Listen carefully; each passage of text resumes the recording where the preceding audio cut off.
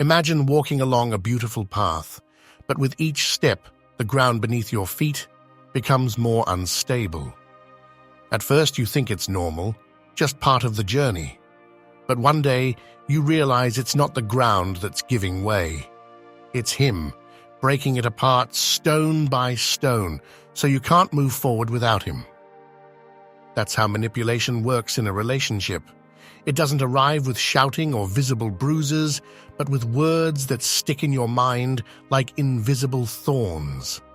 He tells you you're overreacting, that you'd be lost without him, that everything you feel is your fault. And little by little, without realizing it, you start doubting yourself, justifying the unjustifiable, becoming someone you barely recognize. But today, we're going to expose those phrases. Because when a man says certain things, it's not love, it's control. It's not concern, it's manipulation. And the most dangerous part isn't that he says them, it's that you believe them. Join me in this reflection, because if you've heard any of these phrases come out of his mouth, it's time to open your eyes before it's too late. And stay with me until the end, because the final lesson might be the key to freeing yourself from a relationship that's only draining you. If you've ever had to justify the love you give, then what they're asking for isn't love, it's submission. And if you have to prove it by giving in, losing yourself, or swallowing your own boundaries, then the real question isn't whether he loves you, it's whether you still love yourself. Because healthy love should never feel like a test of endurance, and yet, so often it does. It comes disguised as affection, hidden in phrases that seem harmless at first, but slowly turn into invisible chains. Like this one: if you really loved me, you would. Think about all the times someone has said those words to you. It doesn't matter if it was your partner, a child, a friend, even a parent. The phrase is the same, and so is the effect. It backs you into a corner, forcing you to choose between proving your love or being labeled selfish. And the worst part? It works, because when you love, you want to give. But what this kind of man will never tell you is that real love isn't proven through sacrifice. It's proven through respect. Let me tell you a story. I met a woman named Rose in a reading group on Stoic philosophy. She'd spent over 20 years in a relationship with a man who always found a way to make her feel guilty for setting boundaries. If Rose said she didn't want to do something, he'd look at her sadly and say, "I'd do anything for you, but I see you wouldn't do the same for me." And just like that, he had her. Rose convinced herself she had to prove her love by giving in, even though something deep inside her screamed that it wasn't right.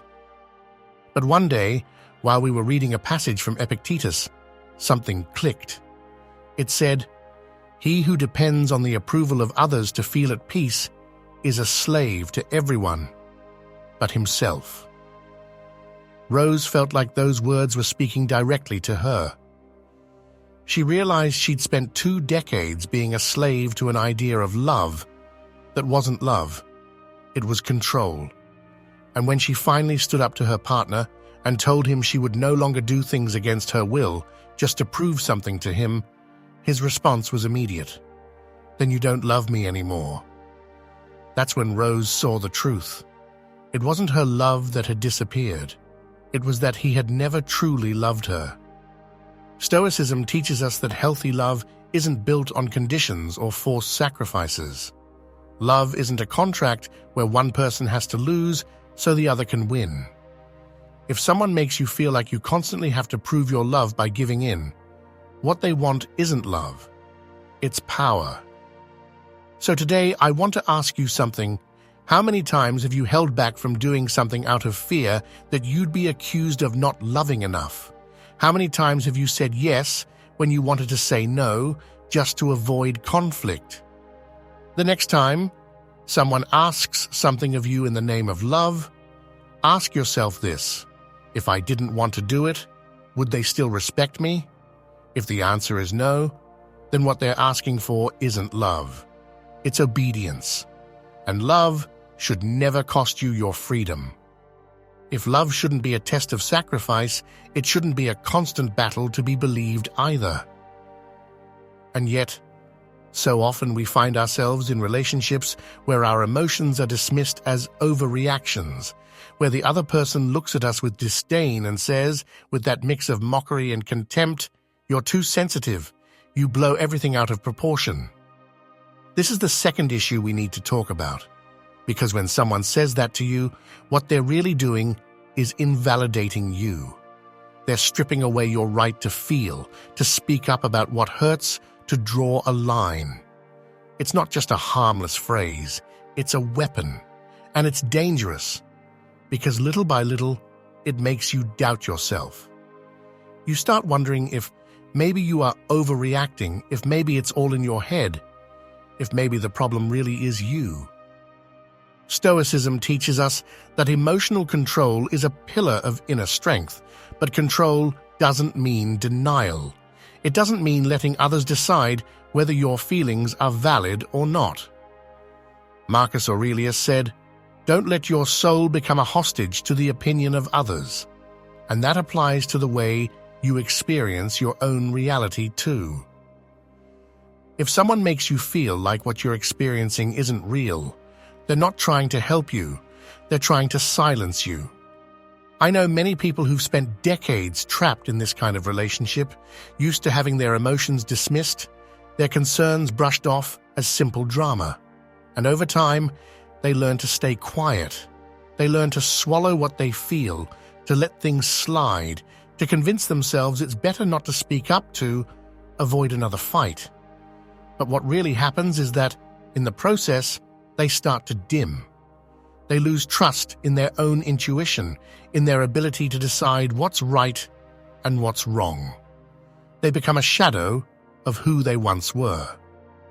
Think about how many times you've stayed silent when you wanted to speak, how many times you've put up with hurtful words because you feared being called dramatic, how many times you felt like your voice didn't matter, like your feelings were a burden. Emotional manipulation works like that. It wears you down little by little until one day you no longer know who you are without the approval of the person who made you doubt yourself. But here's the truth. If someone gets upset when you express how you feel, the problem isn't what you're feeling. It's that they don't want to face their own actions. No one who truly values you will make you feel like your emotions are too much. No one who truly respects you will ask you to stay silent just to make things easier. Respect begins with yourself. And if right now you feel like your voice has been silenced for too long, if you recognize a painful truth in these words, then it's time to reclaim your power. Speaking up doesn't mean yelling. It doesn't mean fighting. It means standing firm in your truth without needing anyone else to validate it. Because when you let someone else decide what you're allowed to feel, you hand over the keys to your own freedom. So the next time someone tries to diminish you with a "you're too sensitive," look them in the eye and calmly say, "No, I just won't stay quiet anymore." And then act like you mean it. If letting your emotions be invalidated slowly weakens you, accepting silence as an answer traps you in an invisible prison. Because there's something worse than hearing manipulative phrases, hearing nothing at all. We've reached the third point in this video, and this is where things start to shift. When a man tells you, "I don't owe you an explanation," what he's really doing is marking his territory. He's telling you that you have no right to question him, that his word is final, that there's no room in his world for your doubts. And if you accept that, you become a spectator in your own relationship, watching from a distance as decisions are made without you. The problem with that phrase isn't just the arrogance behind it. It's what it implies. A relationship is a shared space, a bond, where both people should have a voice. But when someone believes they don't owe you any explanation, what they're really saying is that you're not their equal, that you should just accept, trust blindly, and not ask too many questions. And that's not a relationship, it's a hierarchy, a power dynamic where he always wins. Stoicism teaches us that respect isn't demanded, it's earned through actions. Marcus Aurelius said that true authority doesn't come from fear, but from mutual trust. But in a relationship where there's no transparency, trust is just an illusion. And without trust, what's left is constant uncertainty dressed up as loyalty. Many people get stuck there, convinced that if they push too hard for answers, they'll lose the person they love. So they choose silence. They'd rather ignore the signs than face the truth. But here's the key. If someone gets upset because you ask for clarity, the question shouldn't be why you're pushing for the truth. It should be why they're so afraid to give it. Respect begins the moment you stop accepting empty answers. If you've ever been told, "I don't need to explain myself," the most stoic response you can give is, "If you can't speak with honesty, then you have no place in my life." And then hold that line with actions, not with begging. The strategy is simple, but it takes courage. Don't settle for uncertainty. When you notice someone dodging your questions, giving you vague replies, or using silence as a shield, don't play their game. Don't insist, don't beg, don't exhaust yourself chasing answers that should come naturally. Just ask yourself one thing: does this relationship give me peace, or does it leave me constantly waiting? If the answer is the latter, then what you're holding on to isn't love. It's a maze with no exit. If this reflection is resonating with you so far, I invite you to subscribe to the channel and hit like, so we can keep building this space of strength and clarity together. Let me know in the comments where you're watching from and share this phrase, "I deserve answers, not excuses." And stick around, what comes next might be even more revealing. When you accept living in uncertainty, waiting for answers that never come, you eventually start to believe that your needs matter less than the other person's. And that's the moment the relationship stops being a shared space and becomes a stage with only one lead, and it's not you. We've reached the fourth point in this video, and here we face one of the most dangerous phrases you can be told. "My problems are more important than yours." This phrase isn't always said outright. Sometimes it slips into conversations disguised as constant complaints, subtle demands, a dynamic where, without even noticing, you always end up putting his well-being ahead of your own. It starts with small things. He's had a bad day, so you don't talk about what's bothering you. He's going through a crisis, so you put your needs on hold.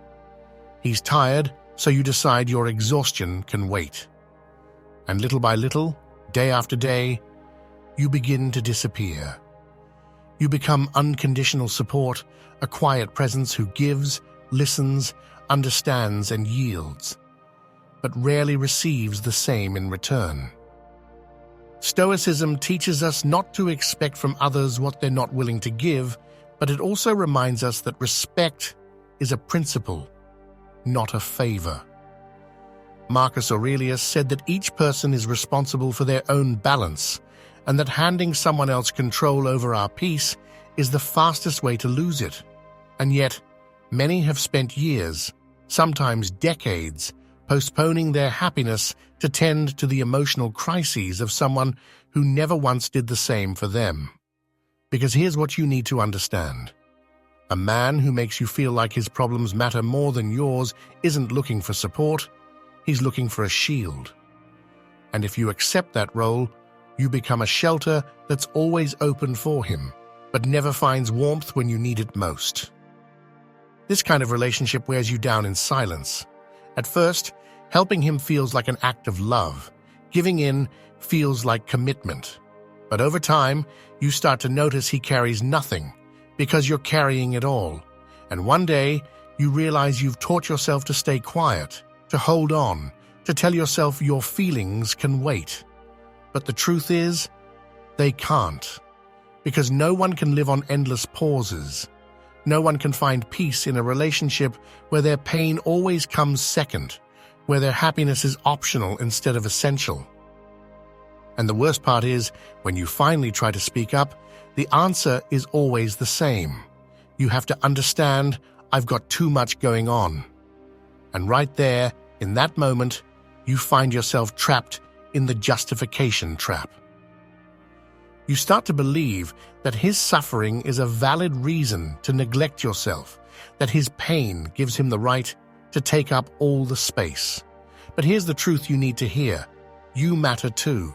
Your problems are just as real. And if someone can't make you feel like your voice deserves to be heard with the same care you've given theirs, then it's not love, it's selfishness. The first step to escaping this trap is realizing that you're not here to be someone else's foundation while you collapse in the process. You don't have to choose between supporting and being supported. You don't have to accept a relationship where your well-being is a luxury instead of a priority. A love that only survives when you carry all the weight isn't love. It's dependence disguised as need. And the question you need to ask yourself today is simple. How much longer are you going to keep putting yourself last? When you spend too much time carrying someone else's problems, there comes a point where you get used to the weight not being shared. Your exhaustion takes a back seat, your patience becomes a duty instead of a choice. But there's a point where that dynamic becomes unsustainable.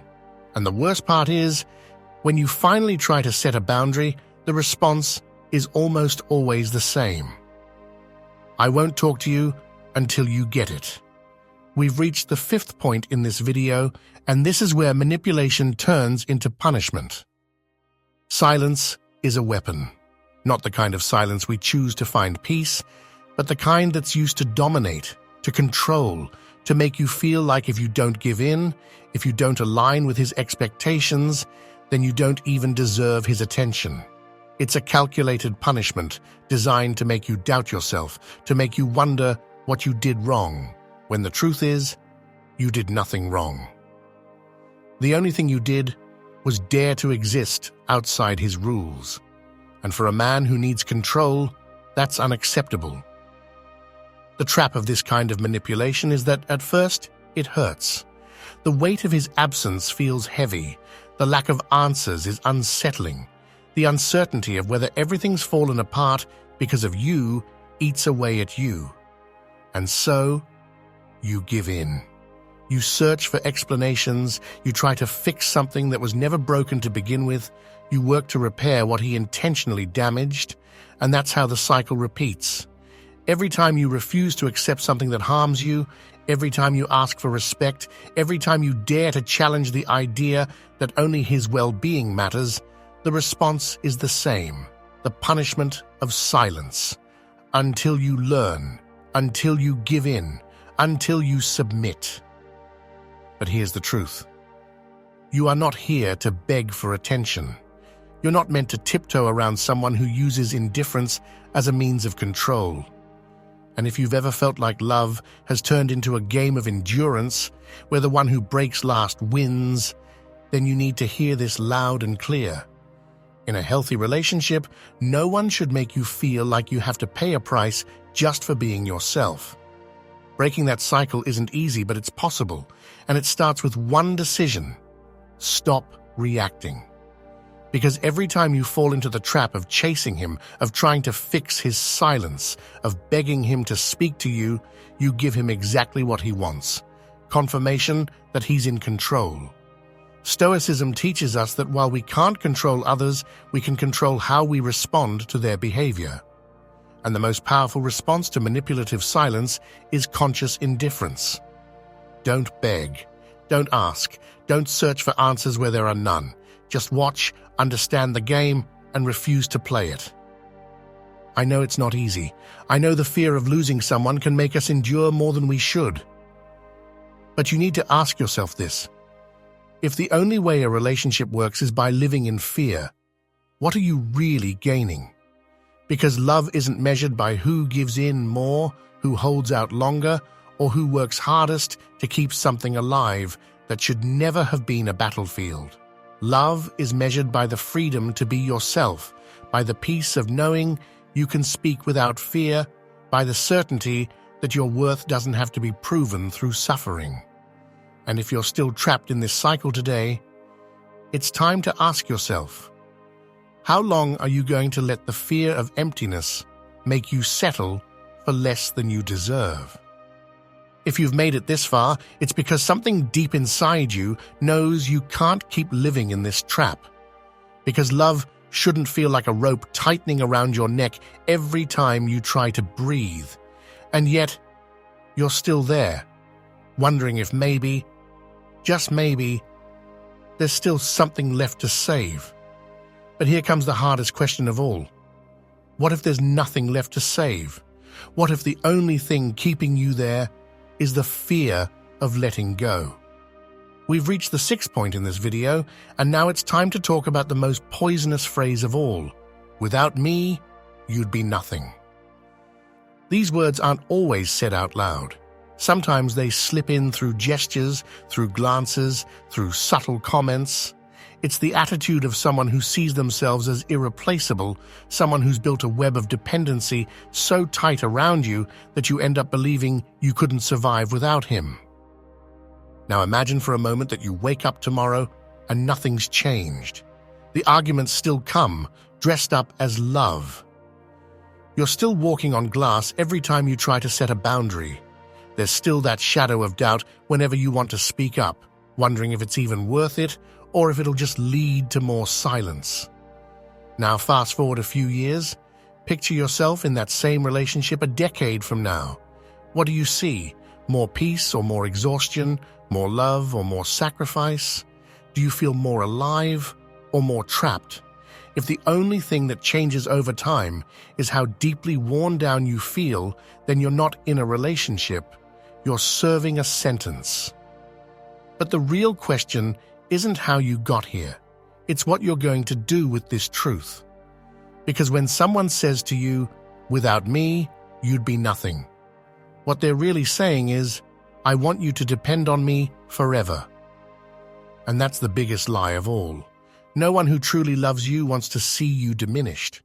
No one who respects you needs to make you feel small just to feel powerful.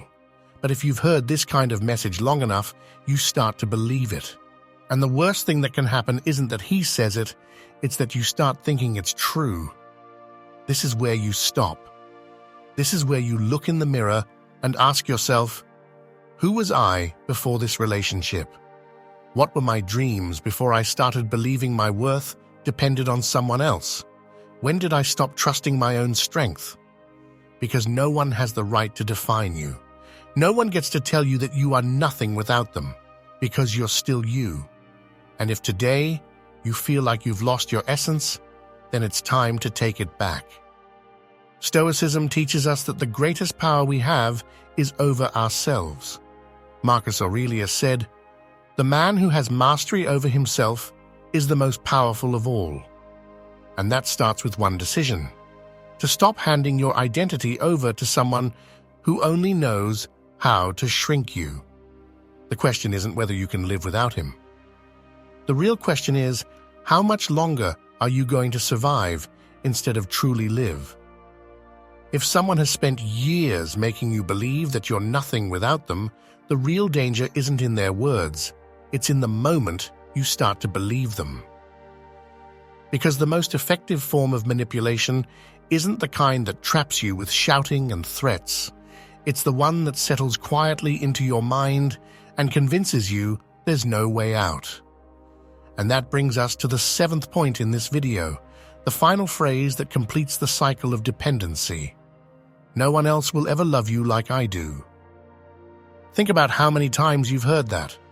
Not just from a partner, but maybe from a parent who made you feel like their approval was the only thing that gave you worth. From a child who, through their indifference, made it clear you weren't worth more than the bare minimum.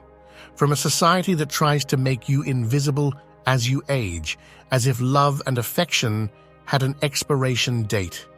Because this phrase isn't just a sentence, it's a sentence. a message meant to sink deep into your core so you won't dare go looking for something better. But here's the truth no one wants you to hear. Yes, someone else will love you. And I'm not just talking about a future partner, I'm talking about something much bigger than that. I'm talking about life itself, which still has things in store for you. I'm talking about the possibility of looking at yourself with respect, of reconnecting with the person you were before someone made you feel like you weren't enough. I'm talking about the dignity you reclaim when you stop accepting crumbs dressed up as love. Because no one who truly loves you will ever make you feel hard to love. No one who truly values you will need to convince you that you have no other options. That's not love, it's fear disguised as power. Stoicism teaches us that freedom isn't something you beg for, it's something you take. Epictetus said, "Only a slave fears losing their master." And right now, the question you need to ask yourself is this: have you been living as a free person or as someone terrified of being alone? Because solitude isn't the problem. The problem is the cage they've convinced you to stay inside. Today, I want you to imagine something different. A day where you wake up without fear of what he'll say, without the anxiety of needing his approval, without the weight of having to prove your worth through endless sacrifice. A day where you walk with your head held high, not because someone finally gave you permission to feel okay, but because you finally decided to give that permission to yourself. That day isn't some distant future, it's already here, waiting for you to choose it. And that choice isn't about wondering whether someone else will love you, it's about finally asking why it's taken you so long to love yourself. If you've made it this far, it means you're willing to hear what many choose to ignore, because not everyone has the courage to look at their own life with honesty and admit they've been stuck in a relationship that's cost them peace, dignity, and time. But recognizing it isn't enough. It's not enough to know something's wrong if you're not willing to do something about it. And that decision, it's not comfortable, it's not easy, and it doesn't happen overnight. It means breaking away from years of habit, from the belief that love is about enduring, from the fear of the unknown. Because even if the life you've been living has drained you of happiness, at least it's familiar. And the familiar, no matter how painful, always feels safer than the uncertain. But let me tell you something, nothing is more dangerous than staying in a place where you slowly wither day by day. Change doesn't begin when the other person admits they were wrong, because maybe they never will. It doesn't begin when someone comes to rescue you, because no one else can do this work for you. Change begins when you decide you deserve something different, even if you don't yet know how to get there. When you stop searching for excuses and start searching for answers. When you realize that real love, the kind that's worth it, will never ask you to shrink, to stay silent, or to settle for the bare minimum. If this conversation shook something in you, if at any point you felt like this was speaking directly to you, don't ignore it. Don't bury it under the promise of tomorrow. Tomorrow is never guaranteed. The life you want begins the moment you decide fear will no longer write your story. This channel exists for those who've chosen to wake up, for those who are tired of living half a life and want to reclaim their personal power. We're not here to offer empty comfort. We're here to offer clarity, tools, and the truth that many refuse to face. Because the truth is, no one's coming to save you. The only person who can do that is you. And here, in the Stoic Garden, we're here to remind you that you still can, that it's never too late to take back the reins of your life and leave behind what no longer belongs to you. If this video resonated with you, subscribe and join this community that isn't afraid to face the truth. Drop the phrase, "I love wisdom," in the comments along with your country, so I know who's truly ready for this change. And if you know someone who needs to hear this, share it. Sometimes a few words can be the beginning of freedom. Don't let this conversation end here. There's more to learn, more truth to uncover. Stick around and choose one of the videos on your screen. I'll see you there.